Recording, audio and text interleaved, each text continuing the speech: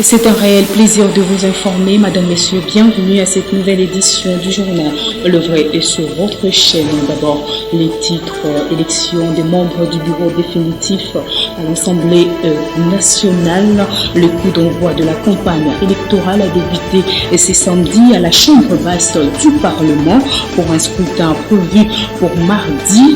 La coalition FCC Cash ira seule dans la bataille. L'opposition ayant décliné l'offre du poste de rapporteur adjoint.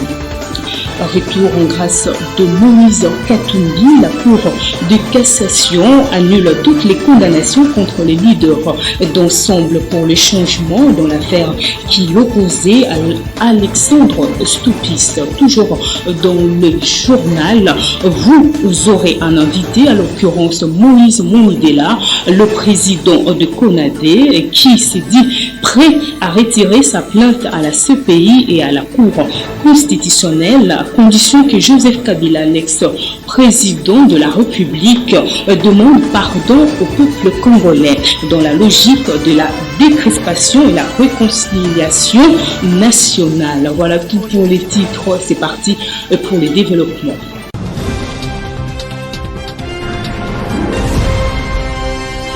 La campagne électorale pour la désignation des membres du bureau définitif de l'Assemblée nationale a débuté ce samedi à la Chambre basse du Parlement, et ceci au lendemain de la publication officielle de la liste des candidats aux différents postes. La case du rapporteur adjoint que la coalition FCC Cash voulait confier à l'opposition Lamouka est restée vacante. Le député Albert Fabrice Bruela ayant obtempéré au mot d'ordre de sa plateforme en retirant sa candidature. Toujours dans le même chapitre, élection du bureau définitif à la Chambre basse du Parlement, le mouvement Jeunes et Vieux juge antidémocratique le comportement de la coalition FCC Cash de s'accaparer de tous les 7 postes du bureau au détriment de l'opposition Lamouka. Pour son coordonnateur Jean-Serge Onembe, l'absence des opposants au sein du bureau constitue ni plus ni moins qu'un recul des avancées démocratiques observées ces dernières années. Et Jocelyne Luanga nous en dit plus. Un recul de la démocratie, c'est en ces termes que Jean-Serge Onyombe du mouvement Jeunes et Vieux qualifie la razzia de la coalition FCC Cash sur le bureau définitif de l'Assemblée nationale. Il y a des textes qui régissent des institutions comme l'Assemblée nationale. Il a été justifié par la CENI. Cette fameuse polémique que l'on constate, où on voit un non aujourd'hui, un oui, ou des distorsions en termes de vision, n'est rien d'autre que la résultante d'une coalition électorale qui n'avait pas des raisons d'être. C'est-à-dire que nous avons assisté à des alliances contre nature. Aujourd'hui, c'est évident que lorsque les différents candidats se sont mis en place, c'était pour des fins politiques, malheureusement, les projets des sociétés ne suivent pas. Ils ont des projets divergents qui ne correspondent pas avec les desiderata de la population. C'est comme ça que nous nous retrouvons avec des députés qui, dès le lendemain d'un accord qui se sont donnés, se retournent contre cette décision. Je fustige et je condamne cette façon de faire, mais j'interpelle également l'autorité politique en disant que vous qui êtes le politique, qui êtes dans l'action, vous devez éviter de faire les choses à la va-vite. Les alliances en politique doivent être des alliances réfléchies pour qu'au moment où il faut mettre en place les projets de société au profit de la population, cela cadre avec ce que nous avons présenté comme choix des candidats, au lieu d'avoir des agendas cachés en indépendant. Réagissons à l'élection de gouverneur et vice-gouverneur dans les Sankourou. Le président de Jeunes et Vieux appelle le candidat unique à se retirer de la course et plaide pour la réorganisation des élections. Le problème aujourd'hui, c'est que la communauté sankouroise, dans sa diversité, dans sa majorité, estime que M. Lambert Mende ne devrait pas être à la tête de cette communauté en tant que gouverneur. Chose qui est tout à fait légitime pour un peuple de se choisir son dirigeant. Je pense qu'aujourd'hui, il faudrait arrêter de se focaliser ou de refermer ces débats sur le plan juridique ou technique en disant qu'il a été le candidat validé par la CENI. Aujourd'hui, c'est une question de société de solidarité nationale et même de paix sociale. Il est donc question de se dire quel est le moindre mal. Le moindre mal aujourd'hui pour la CENI, ce serait de voir que le candidat Lambert Mende retire sa candidature au profit de la paix et de l'intérêt communautaire, et ensuite réorganiser ces élections qui n'ont pas malheureusement encore eu lieu, réorganiser en termes des candidatures et tout les restes, pour que nous nous assurions que demain, après les élections, que nous ne vivions pas un chaos. La coalition Cash FCC appelle à privilégier avant tout l'intérêt de la population au lieu de s'éterniser dans des querelles de postes. Déclaration de Maître Charles Montpili, l'un des cadres de la société civile Force Vive. Il est ici au micro de Jocelyne Luanga. La coalition Cash FCC contre la nature pour plus d'un. Pour Carlos Montpili, celle-ci se doit de privilégier l'intérêt de la nation. Bon, cette coalition, vous croyez que c'était des forces progressistes. La coalition n'est pas si mauvaise parce que les démons ne se trouvent pas dans les Cash ou dans les FCC. La question, je reviens, lorsqu'on a une bonne justice, on n'a pas peur de nommer n'importe qui ministre ni travailler avec n'importe quel gouverneur. Parce que s'il vole, il sera devant la justice. C'est tout, c'est simple. Mais je crois que cette coalition devrait quitter maintenant les sommets, c'est-à-dire entre les deux individus, Félix Tshisekedi et Kabila Joseph, devrait descendre jusqu'au niveau de base pour qu'il y ait cette cohésion. Concernant l'élection de gouverneur au Sankuru, ces membres de la société civile Force Vive s'expriment en ces termes. Nous proposons que le président de la République doit prendre une décision courageuse en nommant un commissaire spécial, non originaire, qui aura une mission. D'abord de créer le vivre ensemble au sein des communautés déchirées par les politiciens des Sankuru qui ont divisé ces différentes communautés. Deuxième mission, c'est de mettre en place des infrastructures de base pour le développement des Sankuru. Et après maintenant 2 ans, on pouvait passer aux élections du gouverneur. Tout à fait autre chose, nomination du Premier ministre, formation du gouvernement. Raphaël Lououlou, cadre du FCC, invite le président Félix Tshisekedi à s'en tenir aux engagements pris entre le Front commun pour le Congo et les Cash, plutôt que de se fuyer aux spéculations de toutes sortes, n'est-ce pas, Colin Kamaindo? Cash FCC ont un accord de coalition, ce qui implique que la participation de personnalités au sein des institutions doit être conforme à la Constitution et aux lois de la République, pense Raphaël Lououlou.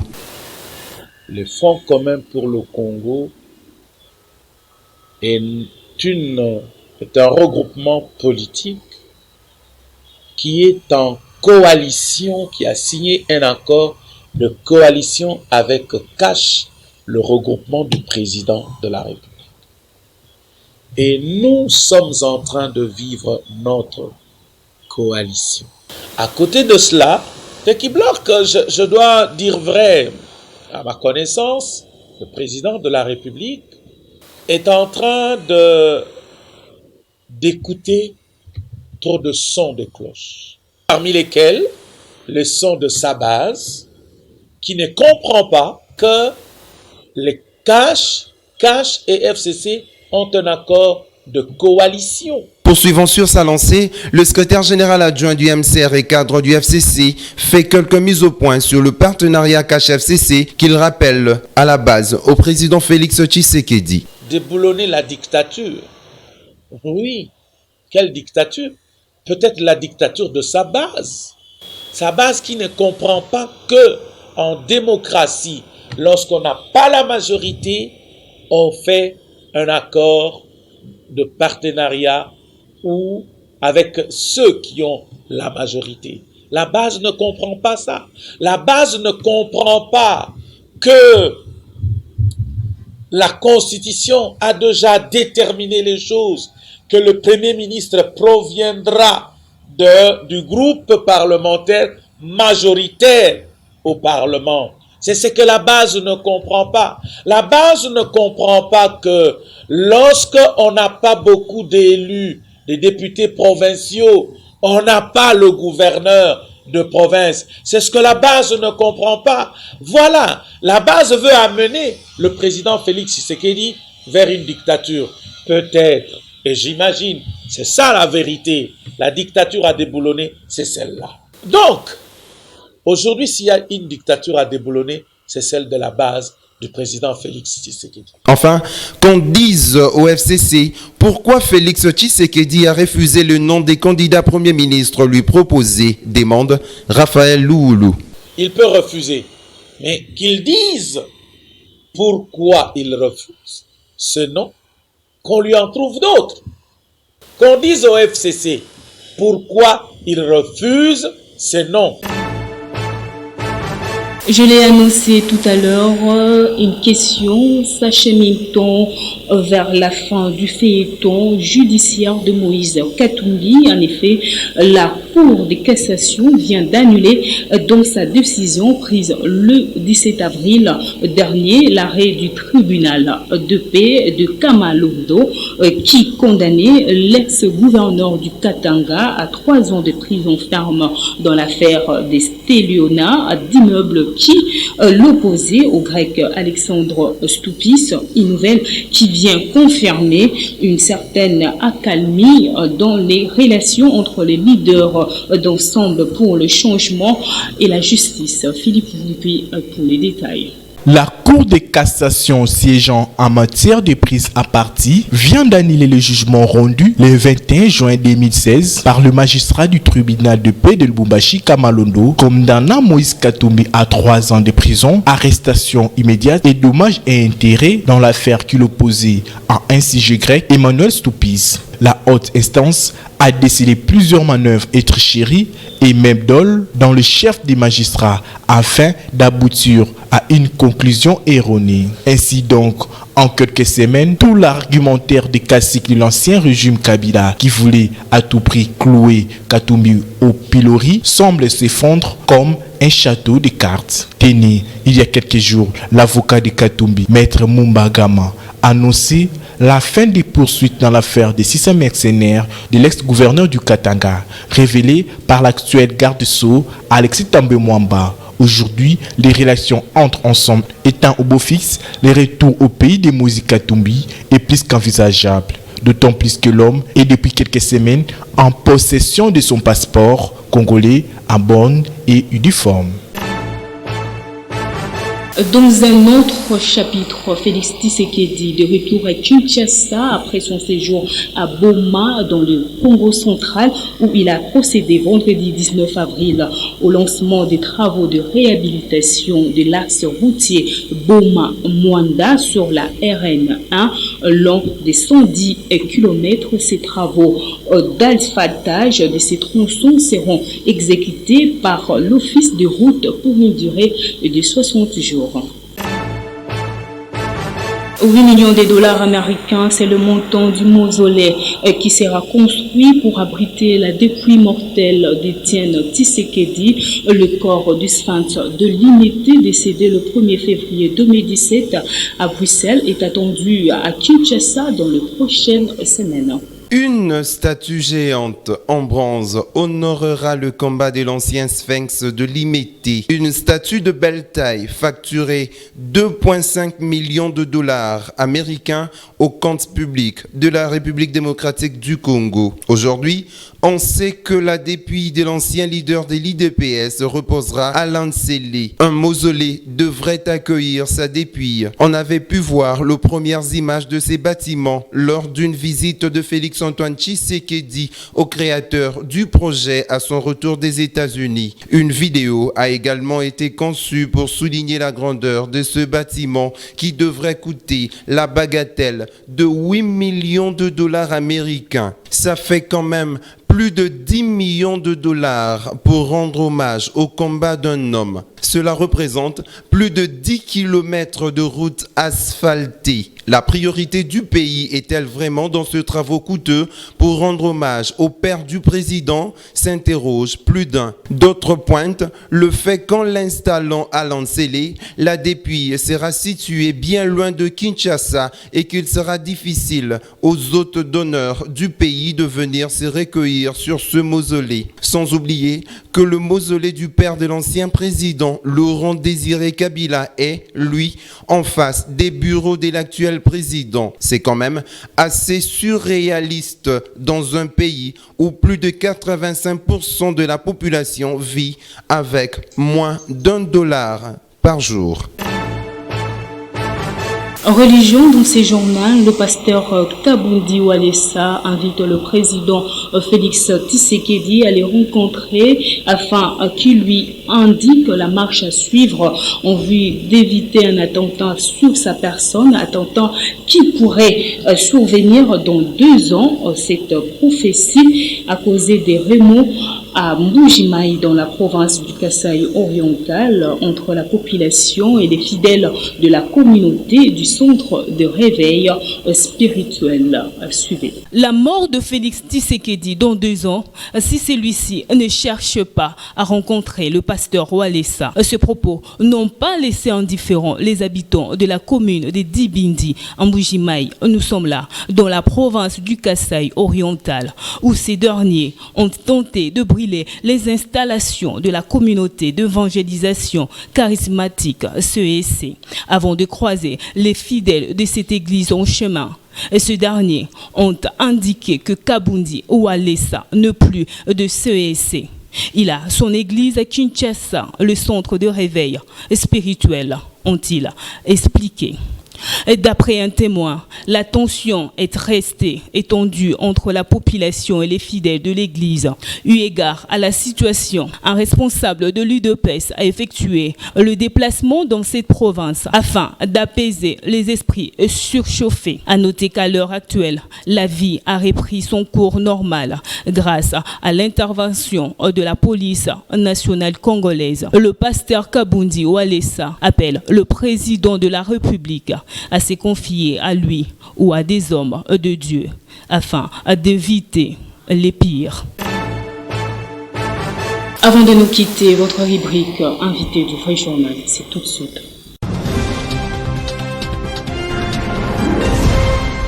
Moïse Monidela, bonjour. Bonjour, monsieur le journaliste. Invité du vrai journal, vous êtes proche de Moïse Katumbi. Allons droit au but. Moïse Katumbi, poursuivi dans l'affaire des stélionnats d'immeubles et condamné à 3 ans de prison ferme. La Cour de cassation vient d'annuler la décision du tribunal de paix de Kamalondo. Une surprise pour vous? Non, ce n'est pas une surprise. Vous savez très bien que Moïse Katumbi a été accusé illégalement, abusivement, pas régulièrement. C'était un montage odieux pour besoin de la cause, pour l'écarter de la course. À l'élection présidentielle, ça vous le savez, ce n'est pas un secret, donc ce n'est pas une surprise. Mais moi je vais tout d'abord saluer Dieu, le maître des temps et des circonstances. Je salue Dieu, je salue tous les hommes du fond du Maniema, à Kasumbalesa, à Beni, à Aru, partout, à Boende, qui le priaient pour que Moïse Katumbi, sa cause puisse être entendue, la justice puisse être faite, la vraie, qui a facilité, qui a occasionné que les juges, parce qu'il y avait un pesanteur, il y avait une sorte de épée Damoclès qui pesait, qui était suspendue sur le juge. Aujourd'hui, grâce à cet air nouveau, grâce à cet environnement politique nouveau, grâce à l'alternance, aujourd'hui les juges ont eu leur courage de main et ils ont prononcé la cassation. Ils ont cassé cette décision de la Cour de Kamalondo, de Kamalondo. D'aucuns parmi vous ont félicité l'implication du chef de l'État Félix-Antoine Tshisekedi dans cette affaire, mais où est partie la séparation des pouvoirs? Moi, je suis un ancien de l'UDPS, un cofondateur historique de l'UDPS. L'UDPS s'est bâti pour l'État de droit, se bat toujours pour l'État de droit. Et dans un état de droit, il y a séparation de pouvoir. Mais il faut à tout seigneur tout honneur. Je viens de citer des gens ici qui ont œuvré pour ça. Pourquoi pas lui? Parce qu'il est quand même aujourd'hui, il est le chef de l'État. Qu'on dise. Et ces débats-là, je ne vais pas les faire parce que sinon, on risque de refaire encore ces débats-là. Est-ce que c'est lui, c'est pas... Aujourd'hui, il est chef d'État. Et en tant que tel, il a sa part. Donc moi, je ne dirais pas que, comme ceux qui disent que non, ce n'est pas lui. Lui, il est le président de la République. Il n'est pas le président des juges et des magistrats. Hein, je dirais qu'il est la séparation, au nom de principe sacro-saint de séparation de pouvoir. Lui, il faut saluer les climats. Instaurer les climats, le climat que je salue, le climat de liberté et de l'alternance. Et aussitôt je dis ça, je dis que mais ces climats-là, ce n'est pas l'œuvre d'une seule personne. Je suis honnête en disant que Félix a sa part. J'ai ma part, vous avez votre part, Moïse Katumbi a sa part, Monseigneur Monsengo a sa part, Granira Monsengo a sa part, Jean-Pierre Mbemba, que Dieu me pardonne parce que ici le jury l'a dit, c'est trop long. Jean-Claude Wemba a sa part, Diongo, qui n'a pas sa part parce qu'il y a des gens qui sont allés en prison pour l'instauration d'un état de droit. Moi, je viens de la prison. Peter Tiani vient de la prison. Pourquoi? Parce qu'on voulait l'instauration d'un état de droit. Dans un état de droit, il doit y avoir la justice a un pouvoir, mais qui n'est pas le pouvoir du parlementaire, qui n'a pas le pouvoir. Donc dans un état de droit, voulais-je dire, il y a séparation des pouvoirs. Et partant de là, donc j'accueille chacun de nous, s'il joue son rôle, c'est que quelque part, il a contribué d'une manière ou d'une autre, directement ou indirectement. Donc ça voudrait dire indirectement, parce que c'est le président de la République qui est en train de prôner l'instauration de l'état de droit. Les juges, une fois libérés, une fois il n'y a plus de pesanteur, parce qu'on sait bien que la justice était instrumentalisée à souhait. La justice était aux ordres de M. Kabila, pour ne pas les citer. Et aujourd'hui que M. Kabila n'est pas là, mais la justice des juges trouve la liberté. Et maintenant que le Kabila n'est pas là par la volonté de qui? Par la volonté de nous tous. Et si je pense à Lutumba, je pense à Lutumba Ndomanueno, qui a dit que Mondele asala manduki yakoboma batu. Kasi yakoboma vérité, Mondele a quitté. Vous aimez beaucoup cet adage? Oui, parce que ça correspond à ce qui vient de se passer. La vérité finit toujours par triompher. On ne peut pas cacher la vérité éternellement. Et la vérité ne vient pas vite. Hein? La vérité vient lentement et la vérité triomphe toujours. Qui avait caché la vérité? Tambo Mwamba ou Kabila? Ce qui vient de se passer, c'est une manifestation de la vérité. Donc mentez, il restera toujours une chose. Moïse Monidela, on a vu Alexis Tambo Mwamba, ministre de la Justice sortant, et le ministre des Communications et Médias, Lambert Mende, qui disait en longueur de journée qu'une fois Moïse Katumbi en République démocratique du Congo, sur la terre de ses ancêtres, il sera arrêté. Qu'est-ce qui arrivera après l'annulation de cette décision par la Cour de cassation?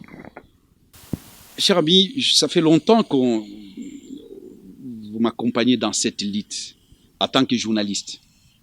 J'ai dit, moi, je n'aime pas parler des hommes. Les grands hommes parlent des idées. Des grands esprits parlent des idées, comme Tshisekedi. C'était un grand esprit. Je ne voyais jamais Tshisekedi parler des hommes. Il parlait des idées. Il parlait de la République démocratique du Congo.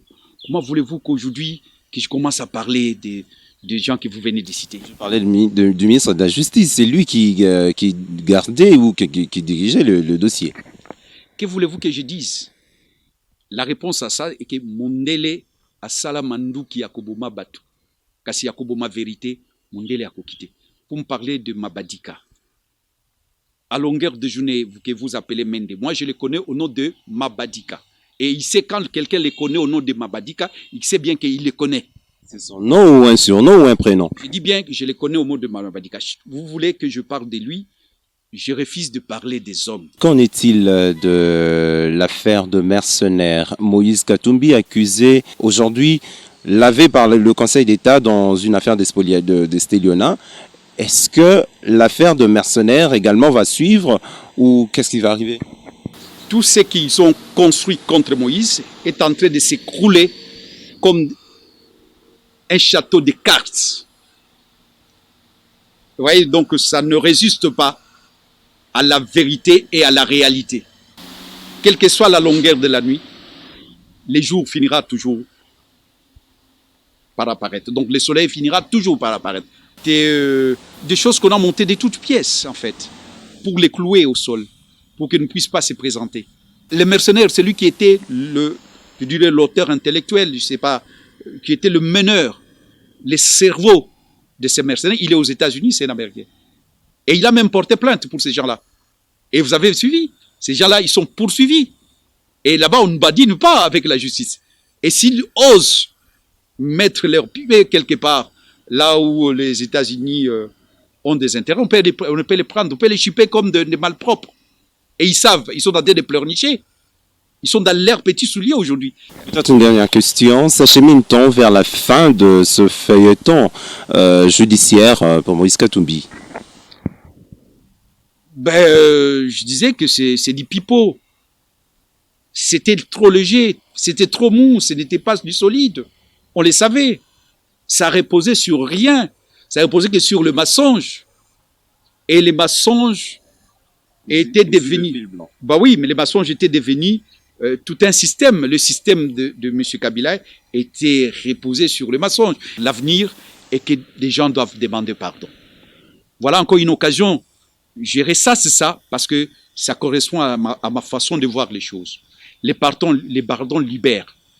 C'est le moment que les gens puissent se demander pardon. Le roi des Belges a demandé pardon aux Congolais. Qui doit demander pardon, Moïse Monide? Laisse-moi venir. Le roi des Belges a demandé pardon pour les multiples crimes perpétrés au Congo contre les Congolais. Le roi des Belges. Bouteflika, il vient de demander pardon. Et il est temps maintenant à Kabila de demander pardon. Moïse Katumbi? Il doit pas seulement à Moïse Katumbi. Là, il ne faut pas seulement réduire le pays au problème de Moïse Katumbi. Moïse Katumbi, c'est un croyant. Je vous dis, laissez-lui le temps, il va s'exprimer. Les Congolais sont des croyants, c'est un peuple de croyants. Si nous n'étions pas croyants, Kabila ne serait pas là où en train de se reposer comme ça à Kingakati. Il ne serait pas comme ça. Tu sais ce qui se passe aujourd'hui. Le président sud-africain du Nord-Soudan, il est aujourd'hui aux arrêts. Là où il mettait ses opposants, c'est là où il est maintenant. Donc, mais c'est parce que le peuple congolais est croyant. Et je ne veux pas qu'on continue à prendre les Congolais comme des bougres, des Wadjinga, comme Kabila aime bien s'y lier. Il faut faire attention, les Wadjinga, ils nous traitent de Wadjinga. C'est le moment qu'il doit profiter pour demander pardon. Demander pardon aux Wadjinga. Oui, aux crimes perpétrés, des crimes, je dirais, imprescriptibles, multidimensionnels, multisectoriels, qu'il a commis ici. Il doit demander pardon. Et le peuple congolais va les pardonner. Et là, il sera en paix à Kingakati. Ce n'est pas les gardes républicaines qui vont assurer sa sécurité, qui vont l'apaiser, le mettre dans la quiétude, dans la paix, dans la tranquillité. C'est le peuple qui peut. Et donc, il doit profiter. Parce que voilà, que tout ça, ça montre qu'on peut se réconcilier. On n'est pas des ennemis. Et on ne doit pas se considérer comme des ennemis. Il n'y a aucune raison qu'on puisse se considérer comme des ennemis. Et moi, je tends la main à Kabila. Je lui dis qu'il doit demander pardon. Et non seulement Kabila, et tous les gens de son entourage. Il y a beaucoup de gens qui ont fait du mal. Une fois que Kabila demande pardon, vous retirez votre dossier, votre plainte à la CPI. Ah, en tout cas, ça, je donne un scoop au vrai journal, parce que vous avez une émission que j'aime beaucoup, Devoir de mémoire. Si Kabila demande pardon, il demande pardon le matin à 9h, et à 10h, Moïse Katumbi et Moïse Monidela retirent sa plainte. Parce que cette plainte-là, j'ai des éléments. Ce n'est pas du poupeau. J'ai vu, j'ai entendu, je suis témoin oculaire et auriculaire. Même si on me tue aujourd'hui, j'ai déjà envoyé ces preuves partout. Et ils sont dans des coffres, bien scellés dans des coffres de toutes les preuves que je réunis. Parce que quand on acquise, il faut avoir de preuves. Une menace? Et non, ce n'est pas une menace. Vous voyez que je parle là de quelqu'un qui menace. Je ne menace pas. J'ai dit, et là, c'est l'homme, le croyant, l'homme, en dehors de l'homme politique. Parce que l'homme politique ne fait pas de cadeaux. Ça, il faut le savoir. Hein. En politique, on ne se fait pas de cadeaux. Mais en dehors, tout est vanité, vanité de vanité. On va partir, on va mourir.